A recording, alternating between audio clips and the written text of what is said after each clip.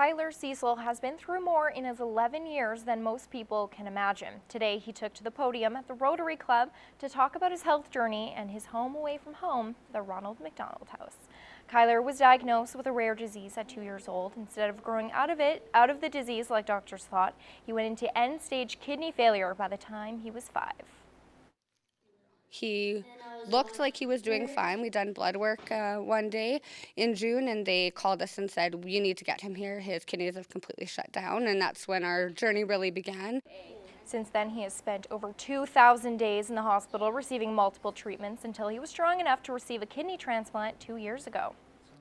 I got put on emergency hemodialysis in Edmonton, and then they put me on peritoneal till I was 9, and I got the transplant when I was 9. Kyler and his mom have made multiple trips from Marsden to Edmonton for treatment over the years, and in that time, the Ronald McDonald House became their home, spending nearly 800 days there. They made sure we had everything.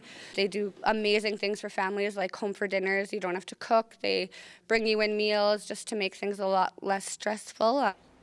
Since receiving his new kidney, Kyler has been feeling better than ever, not missing a beat, and even getting on his dirt bike, getting a head start on his career. And what do you want to be when you grow up? Dirt biker.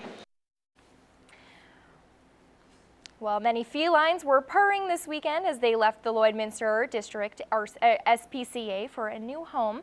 The second annual Empty Our Shelters event saw 55 cats get adopted, nearly double last year's total of 30 adoptions. Friday alone saw more than 30 cats adopted, numbers that staff were not expecting. For us to have a lineup of people coming in to adopt cats and kittens, and the response for social media, and when we talk about these things, I mean, that's a great response. Most of the adoptions were for kittens, but the numbers of adult cats leaving the shelter was still up from 2016, including longtime residents like Turtle. We wanted a pet, and we used to have rabbits, and they've both passed away, so we thought a cat would be a good choice for us. The participation of the community has staff excited about featuring the event moving forward. It's something that people expect and know, and they've heard before, and they know what's going on. So if we continue with the theme of Empty Our Shelter, keeping it around the same weekend, then we hope we gain more popularity with that. And prior to the weekend, the SPCA had nearly 100 cats in their care. We're into the final few weeks of summer, and that means many folks will be out on the lakes and rivers enjoying the good weather. But as the season winds down, RCMP are reminding everyone to not only keep life-saving equipment nearby, but to also wear it at all times on the water. We have more in this week's edition of Retrospect.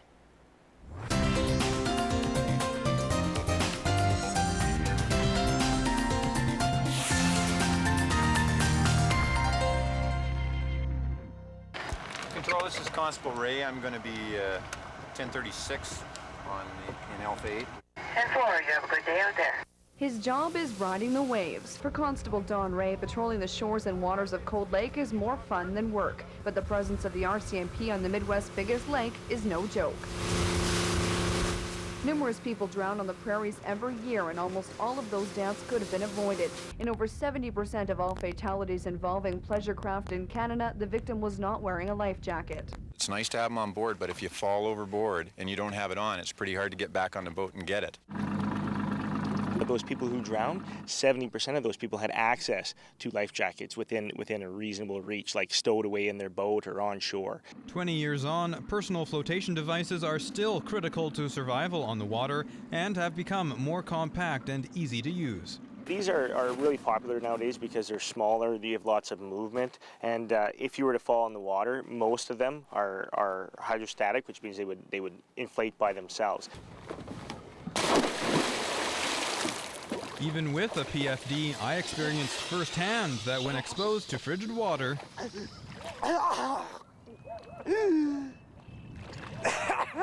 time is short. It's the 1-10-1 rule. You have a minute to catch your breath. We have 10 minutes to start swimming to shore before our body starts shutting down in cold water. And after that, we have 1 hour of which we're going to need to preserve our energy and bundle up and float, hopefully with a life jacket. If someone does fall overboard, you can do a 2-man rope recovery where you put the rope underneath the arms and haul them aboard. Okay, you ready? Yeah. Okay, 1, 2, 3. And it's not enough to simply wear safety gear. It's necessary to regularly check your PFDs for signs of damage. Left in your boat over the winter, wet, moist summers, sometimes they start to mold and degrade, and it's important that we check those things on a daily, weekly, yearly basis. That's all for Retrospect. This is Newcap Sports. Well, the CPCA season is officially over, and as is custom, it goes out with a dash, literally. The 4 top drivers and 1 trip around the track with a new truck on the line. Would it be Ray Mitzwing with an 8th title, Wayne Knight with another trophy for his collection, or would Chris Molly or Jamie Lavacane win their first? Lance Phillips found out. For being the High Point champion, Wayne Knight was given first barrel selection for the championship dash. The veteran driver took one, citing it's the shortest distance around the track, and the strategy worked. Knight came off 1 barrel on the rail and never looked back, driving his way to a 2017 Canadian Championship, earning a new Ram truck in the process.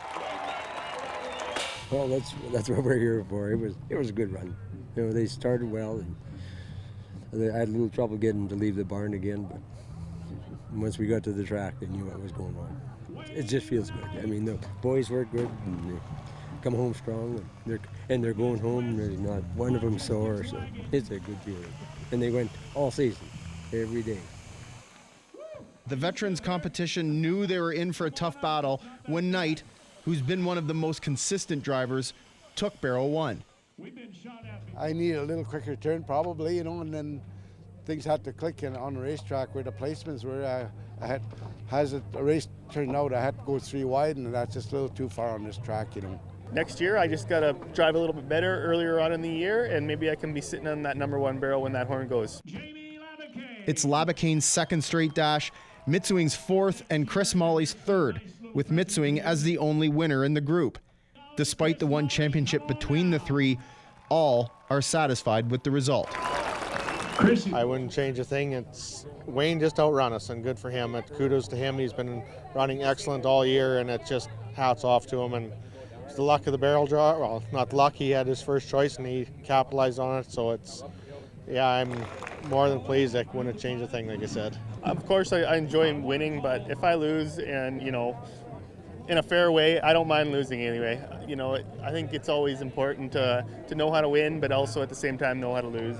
And you know, I drove a heck of a race. I did all I could do, and I'm happy. I've won a lot of championships over the year, and then it's got to go to different people. You know, people get bored of same champion over for year after year. So no, I congratulate Wayne for winning it.